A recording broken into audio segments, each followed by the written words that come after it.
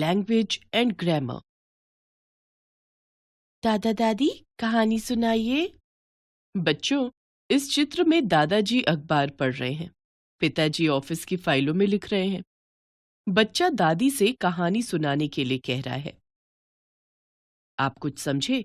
ये सभी लोग भाषा का प्रयोग कर रहे हैं, यानी कि पढ़ना, लिखना, कहना, सुनना, ये सब भाषा ही तो है। भाषा के द्वारा ही हम अपनी बात या अपने विचार बोलकर या लिखकर दूसरों तक पहुंचाते हैं और दूसरे लोग हमारी बातों को सुनकर या पढ़कर ग्रहण करते हैं। इस तरह भाषा के 4 कौशल होते हैं: सुनना, बोलना, पढ़ना और लिखना। अपने भावों या विचारों को दूसरों तक पहुंचाना तथा दूसरों के भावों और विचारों को ग्रहण करना ही भाषा है। भाषा के रूप: जब हम बोलते हैं तो दूसरा सुनता है, जब हम लिखते हैं तो दूसरा पढ़ता है। इस तरह भाषा के 2 रूप हुए: पहला मौखिक भाषा, दूसरा लिखित भाषा। मौखिक भाषा: अपनी बात को बोलकर दूसरों तक पहुंचाना तथा दूसरों की बात को सुनकर समझना भाषा का मौखिक रूप कहलाता है। उदाहरण: भाषण देना, वार्तालाप करना, टीवी पर समाचार सुनना, गाना गाना, नाटक देखना, कहानी कहना सुनना आदि। लिखित भाषा: अपनी बात को लिखकर दूसरों तक पहुंचाना तथा दूसरों की लिखी बात को पढ़कर समझना भाषा का लिखित रूप कहलाता है। उदाहरण: पत्र लिखना, ईमेल भेजना, समाचार पत्र पढ़ना, एसएमएस भेजना पढ़ना, कहानी पढ़ना, निबंध लिखना आदि। हमारे देश में हिंदी भाषा सबसे अधिक बोली और समझी जाती है, इसलिए यह हमारे देश की सबसे लोकप्रिय भाषा है।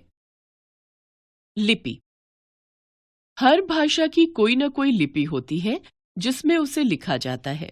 भाषा के लिखने के ढंग को लिपि कहते हैं। भाषा को लिखने के लिए निश्चित किए गए वर्णों की व्यवस्था को लिपि कहते हैं।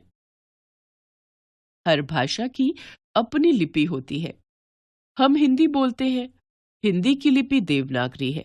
संस्कृत, मराठी तथा नेपाली की भी लिपि देवनागरी ही है। पंजाबी भाषा की लिपि गुरुमुखी है। अंग्रेजी की लिपि रोमन है और उर्दू की लिपि फारसी। नेत्रहीन व्यक्तियों के लिए बनाई गई लिपि को ब्रेल लिपि कहते हैं।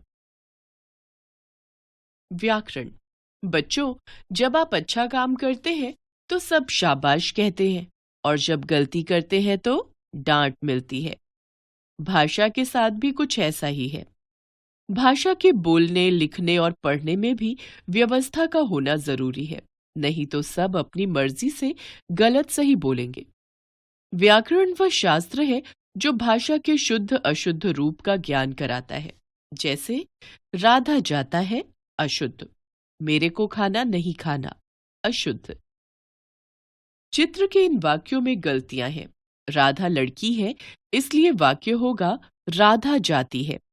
मेरे को गलत शब्द है, इसकी जगह मुझे होना चाहिए। इस प्रकार सही वाक्य होगा मुझे खाना नहीं खाना। इस तरह ध्यान रखिए, हर भाषा के कुछ नियम होते हैं जो यह बताते हैं कि भाषा में कौन सा वाक्य गलत है और कौन सा सही है। इन नियमों की जानकारी हमें उस भाषा के व्याकरण से ही मिलती है। अतः ध्यान रखिए, व्याकरण वह शास्त्र है जो भाषा के नियमों की जानकारी देता है। एक बार फिर से, भाषा के द्वारा हम अपने भाव विचार एक दूसरे तक पहुंचाते हैं और दूसरों के भाव विचार ग्रहण करते हैं। भाषा के 2 रूप हैं: मौखिक, लिखित। भाषा को लिखने के लिए निश्चित किए गए वर्णों की व्यवस्था को लिपि कहते हैं।